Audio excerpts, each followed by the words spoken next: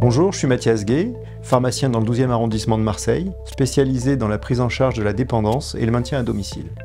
Nous sommes aujourd'hui à la résidence Domitis Labadiane dans le 3e arrondissement de Marseille.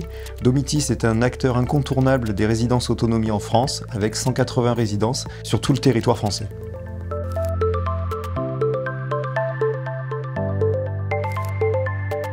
Il existe plusieurs types de contention, en plâtre, synthétique, en matériaux thermomalléables et préformés à basse température, des orthèses en plâtre synthétique ou en plastique, des attelles sur mesure.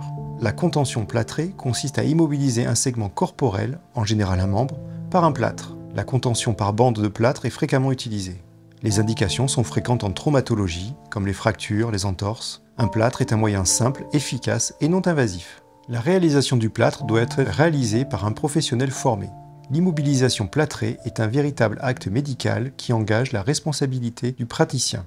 Un plâtre est constitué de bandes imprégnées de plâtre avec un tissu de coton et de mousse qui en séchant durcit. Le plâtre a besoin de 24 à 48 heures pour sécher. Pendant cette période, il faudra veiller à ne pas le fragiliser ou l'abîmer, notamment en évitant les appuis prolongés sur le membre plâtré.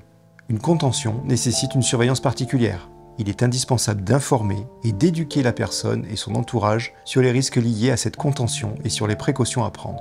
La phase de surveillance précoce d'un plâtre est essentielle dès sa confection. Une radio de contrôle immédiate permet de vérifier si la fracture ne s'est pas déplacée dès la mise en place du plâtre. Un plâtre encore humide ou présentant des zones de faiblesse reste potentiellement fragile, inefficace et agressif pour les tissus sous-jacents. Le membre doit être surélevé autant que possible en évitant l'exposition à la chaleur et aux intempéries. Confectionné dans les règles de l'art, l'appareil plâtré reste confortable et indolore. Plâtré ou thermoformé ? La contention plâtrée et l'orthèse thermoformée sont deux dispositifs utilisés pour immobiliser une partie du corps après une blessure ou une chirurgie. Mais elles diffèrent dans leur composition, leur méthode de fabrication et leurs indications. Voici les principales différences. Premièrement, la composition et la fabrication. La contention plâtrée, elle est fabriquée à partir de plâtre ou de matériaux similaires. Le plâtre est mouillé puis enroulé autour de la zone blessée et il durcit en séchant. L'orthèse thermoformée, il s'agit d'une orthèse fabriquée à partir de matériaux thermoplastiques. Ces matériaux peuvent être chauffés pour devenir malléables, puis moulés autour de la zone blessée pour créer un soutien personnalisé. Une fois refroidis, ces matériaux retrouvent leur rigidité. Rigidité et confort. Concernant la contention plâtrée, elle est rigide et solide, mais elle peut être plus lourde et moins confortable. De plus, elle peut devenir mouillée et nécessiter un remplacement. L'orthèse thermoformée, elle est plus légère et plus confortable, et peut offrir une meilleure ventilation. Elle peut être ajustée plus facilement pour le confort du patient. Troisièmement, durée et ajustement. La contention plâtrée est souvent utilisée pour une période plus longue, généralement pour plusieurs semaines, et une fois posée, elle ne peut pas être ajustée. L'orthèse thermoformée, elle peut être ajustée au fur et à mesure de la guérison, ce qui permet une certaine flexibilité dans son utilisation. Elle peut aussi être réajustée ou même réutilisée. Quatrièmement, les indications. La contention plâtrée est principalement utilisée pour immobiliser des fractures ou des blessures osseuses graves, où un soutien rigide est nécessaire. L'orthèse thermoformée est souvent utilisée pour des blessures moins graves ou pour des fractures stables, mais elle peut aussi être utilisée pour les tendinites, les entorses ou autres pathologies nécessitant un soutien moins rigide. En résumé, la contention plâtrée est plus rigide et durable, mais moins confortable et moins modulable, tandis que l'orthèse thermoformée est plus légère, plus confortable et plus adaptable à l'évolution de la guérison.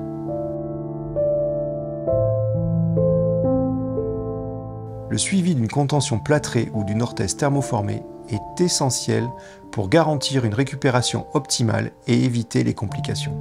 Premièrement, la surveillance des signes de complications. Il est important de vérifier si la douleur reste stable ou si elle s'intensifie, ce qui pourrait indiquer une pression excessive sur la peau ou un problème sous-jacent. Il faut s'assurer qu'il n'y a pas de signes d'altération de la circulation, tels que des membres pâles, froids ou une sensation de fourmillement. Les patients doivent signaler toute gêne de ce type.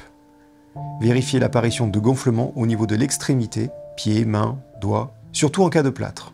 Surveiller tout signe d'infection comme une rougeur, une chaleur excessive ou un écoulement au niveau des bords du plâtre ou de l'orthèse.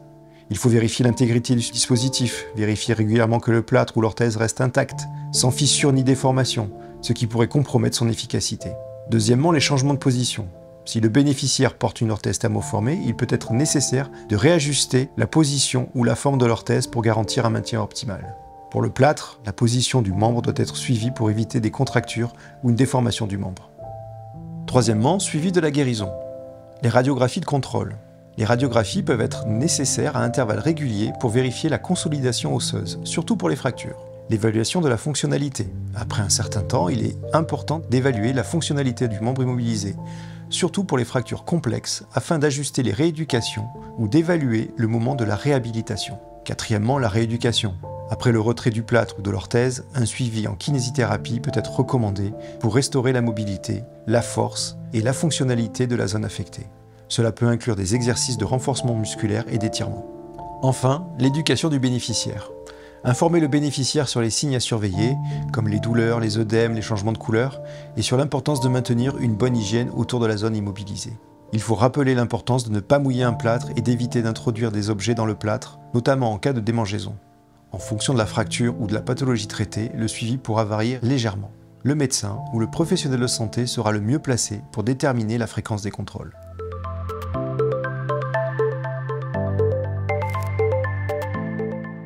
Lorsqu'un bénéficiaire porte une contention plâtrée ou une orthèse thermoformée, il est essentiel de suivre des consignes précises pour assurer une guérison optimale et éviter des complications. Voici les consignes à donner aux malades dans ces cas. Pour une contention plâtrée, il faut éviter de mouiller le plâtre. Le plâtre ne doit pas être mouillé car cela peut l'affaiblir et entraîner des irritations cutanées. Si nécessaire, couvrir le plâtre avec un sac plastique ou une housse étanche lors de la douche. Ne pas insérer d'objets dans le plâtre. Évitez de passer des objets dans le plâtre pour gratter ou tenter de soulager une sensation de démangeaison, car cela pourrait endommager la peau et provoquer des infections. En cas de démangeaison, n'introduisez pas d'objets type aiguille à tricoter. Vous pouvez utiliser de l'air froid ou des sprays spéciaux pour plâtre, à condition de ne pas avoir été opéré. Il faut éviter de poser un poids excessif sur le membre plâtré, ne pas mettre de pression trop forte sur le plâtre pour éviter de le casser ou de compromettre la guérison de l'os. Il faut surveiller les signes de complications. En cas de douleur intense, de gonflement excessif, de changement de couleur, notamment apparition bleue, pâle ou rouge, ou d'engourdissement, il faut consulter rapidement un médecin. Concernant les mobilisations et les exercices, il faut suivre les recommandations du médecin ou du kinésithérapeute pour effectuer des exercices de rééducation dans la mesure du possible, une fois l'immobilisation levée. Concernant le positionnement du membre, il faut surélever le membre plâtré, si possible et recommandé, pour limiter le gonflement. Pour une orthèse thermoformée, il faut vérifier le confort, il faut s'assurer que l'orthèse est bien positionnée et ne cause pas de douleur ou d'irritation de la peau. Si l'orthèse semble trop serrée ou provoque des douleurs, il est important de consulter un professionnel pour un ajustement. Il ne faut pas retirer l'orthèse sans avis médical. L'orthèse doit être portée en continu, sauf indication contraire du médecin. Il ne faut pas la retirer sans autorisation, surtout pendant les premières phases du traitement. Concernant l'hygiène de la peau, il est important de maintenir la peau propre et sèche sous l'orthèse. Dans certains cas, une protection supplémentaire comme un pansement peut être nécessaire. Il faut surveiller les signes d'irritation. Si des signes de rougeur, d'irritation ou d'infection apparaissent, contactez rapidement un professionnel de santé. Il faut respecter les consignes de mouvement. Il faut suivre les indications concernant l'activité physique, la limitation de certains mouvements ou la rééducation fonctionnelle selon la prescription médicale. Il faut vérifier régulièrement l'orthèse. En cas de modification de la forme du membre, gonflement, amincissement, il peut être nécessaire de réajuster l'orthèse.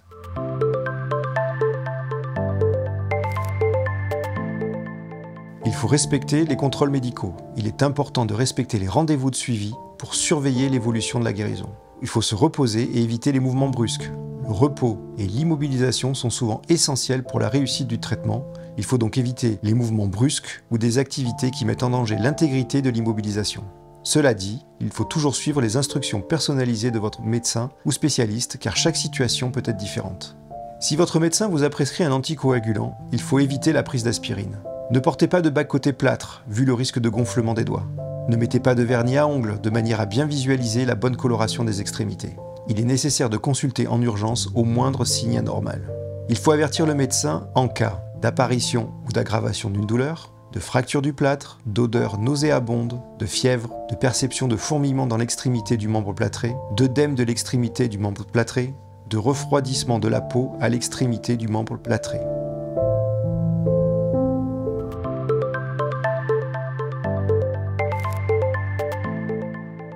Tout malade sous plâtre doit être contrôlé par le médecin qui a confectionné le plâtre dans les 24 à 48 heures qui suivent la pose. Les plaintes d'un bénéficiaire immobilisé par une contention plâtrée doivent être prises très au sérieux.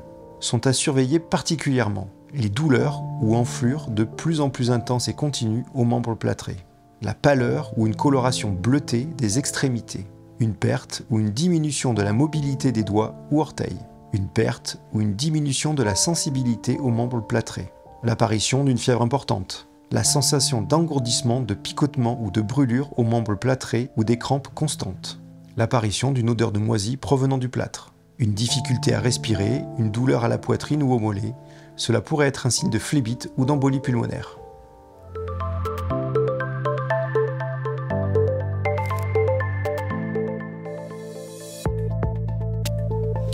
Je suis Lionel Lamotte, ergothérapeute, intervenant en établissement et à domicile. Porter une contention plâtrée ou une orthèse thermoformée peut être un vrai défi au quotidien. Mais avec quelques ajustements, nous pouvons faciliter les tâches de tous les jours. Voici quelques conseils pour aider nos bénéficiaires. Premièrement, l'hygiène. Pour un plâtre, le plâtre ne doit pas être mouillé, donc il est important de protéger la partie avec des sacs plastiques ou des couvertures étanches lors de la douche. S'il y a un pansement sous le plâtre, veillez à ce qu'il reste sec. Pour une orthèse thermoformée, elle est généralement plus légère et peut être retirée pour se laver, ce qui facilite l'hygiène. Deuxièmement, la mobilité. Pour un plâtre, si la jambe ou le bras est plâtré, il faut éviter de le poser directement sur des surfaces dures ou de trop le solliciter. Utiliser des béquilles ou une canne peut être nécessaire. Pour une orthèse thermoformée, elle permet souvent une plus grande liberté de mouvement, mais il est essentiel de suivre les recommandations du médecin pour éviter de faux mouvements ou des blessures. Troisièmement, les vêtements. Choisir des vêtements adaptés qui ne gênent pas ou ne frottent pas contre la contention plâtrée. Par exemple, des vêtements larges ou des manches, des collants spécifiques peuvent être pratiques pour un bras ou une jambe plâtrée. Quatrièmement, la gestion de la douleur et de l'inconfort. Si le bénéficiaire ressent de l'inconfort avec la contention, comme des démangeaisons sous le plâtre, utilisez un sèche-cheveux à froid pour apaiser, mais sans insérer d'objets dans le plâtre. Pour les orthèses thermoformées, ajustez-les en fonction du confort, mais pas trop serrés, et demandez au médecin si des ajustements sont nécessaires au fil du temps. Cinquièmement, pour les activités quotidiennes. Avec un plâtre, les gestes de la vie quotidienne deviennent plus compliqués, mais il faut adapter les tâches, par exemple en utilisant une main libre pour s'habiller, manger ou écrire. Une aide extérieure peut aussi être utile. Et pour une orthèse thermoformée, si elle est amovible, le patient peut la retirer pour certaines tâches simples comme faire la vaisselle. Mais veillez à ne pas trop solliciter la partie blessée. Attention l'été de ne pas laisser au soleil l'orthèse, elle se déformerait. Sixièmement, le suivi médical. N'oubliez pas de suivre les recommandations du médecin, que ce soit pour la durée du port de la contention ou pour les exercices de rééducation, si nécessaire.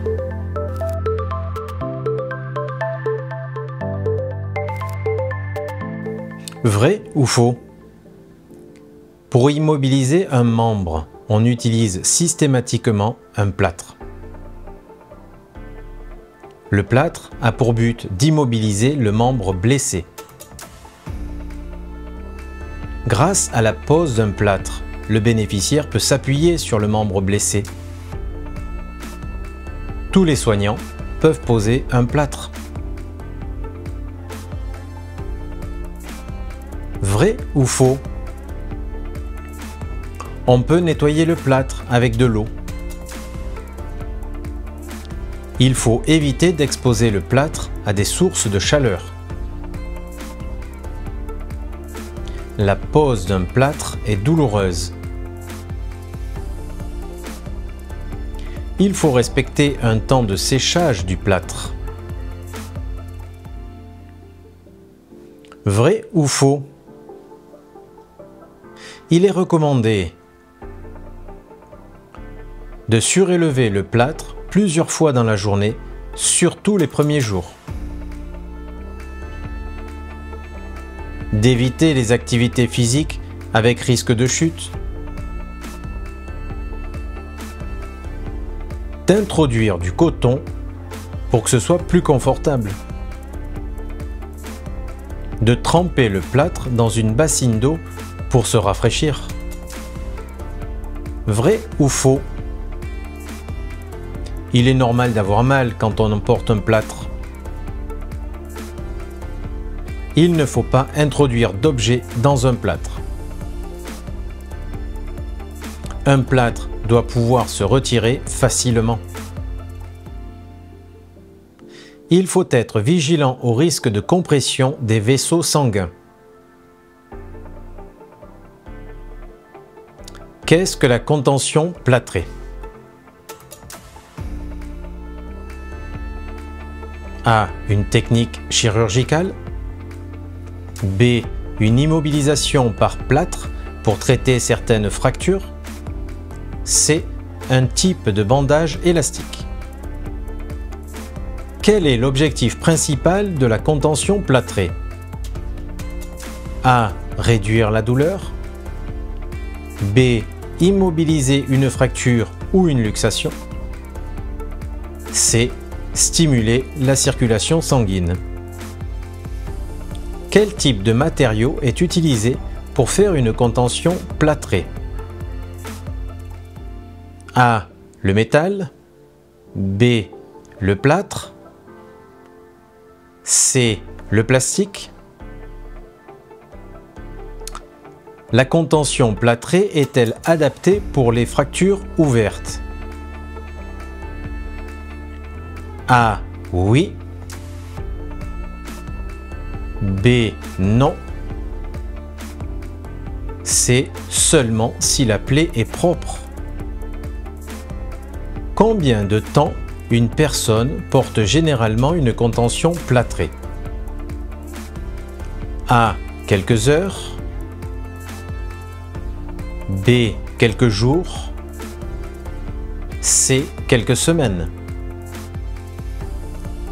Quel est l'avantage principal de l'orthèse thermoformée par rapport à un plâtre? A. Elle est plus rigide. B. Elle est plus légère et réutilisable. C. Elle n'est pas utilisée pour les fractures. Quels matériaux sont généralement utilisés pour fabriquer des orthèses thermoformées? A. Métal et caoutchouc. B. Plastique et mousse.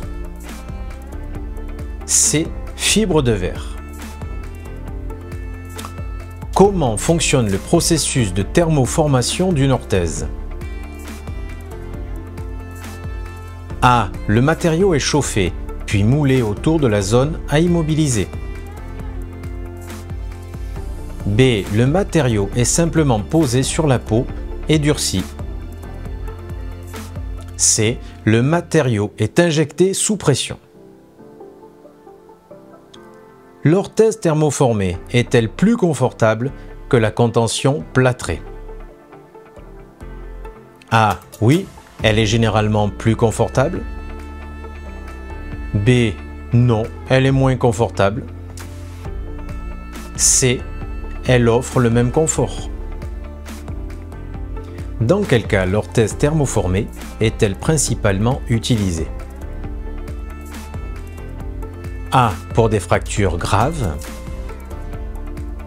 B. Pour des entorses et des blessures légères. C. Pour les fractures ouvertes. Une orthèse thermoformée peut-elle être ajustée après la fabrication? A. Oui, elle peut être réchauffée et ajustée à nouveau. B. Non, une fois fabriquée, elle est définitive. C. Elle est ajustée uniquement pendant la fabrication. Quel est l'un des principaux inconvénients d'une contention plâtrée? A. Elle est difficile à appliquer. B. Elle peut devenir lourde et inconfortable. C. Elle ne peut être enlevée avant plusieurs mois. Dans quel cas l'orthèse thermoformée serait-elle préférée au plâtre? A. Lorsqu'une immobilisation à long terme est nécessaire. B. Lorsqu'il est important de permettre une certaine mobilité. C. Lorsqu'il y a une infection. Quels soins particuliers faut-il apporter à une personne portant un plâtre? A. Changer le plâtre tous les jours. B. Garder le plâtre sec et éviter les objets pointus. C. Ne pas bouger la zone blessée. Pourquoi le port d'une orthèse thermoformée peut-il être recommandé après une rééducation? A. Pour maintenir l'immobilisation tout en permettant un mouvement. B. Pour guérir plus rapidement. C. Pour améliorer la posture.